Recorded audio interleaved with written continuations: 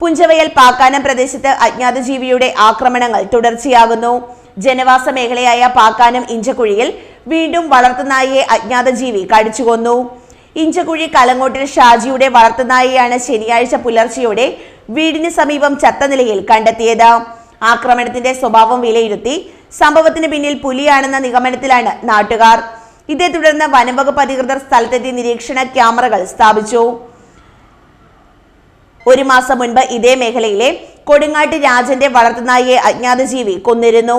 അതിനു മുൻപ് കാരിശ്ശേരി ടോപ്പിൽ പുതുപ്പറമ്പിൽ ദിവാകരന്റെ വളർത്തുനായയും സമാനമായ രീതിയിൽ ആക്രമണത്തിന് ഇരയായിരുന്നു. മേഖലയിൽ 15ഓളം നായ്ക്കൾ കുറഞ്ഞ നാളിനിടെ ആക്രമണത്തിൽ കൊല്ലപ്പെട്ടിട്ടുണ്ട്.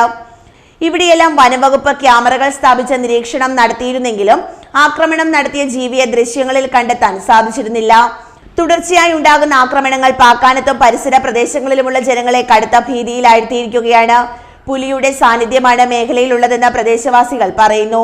പുലിയോ മറ്റ് എന്ത് ജീവിയായിരുന്നെങ്കിലും അക്രമകാരിയായ ജീവിയെ കണ്ടെത്തി ഭീതി അകറ്റണമെന്നാണ് നാട്ടുകാരുടെ ആവശ്യം. News bureau, Peermade.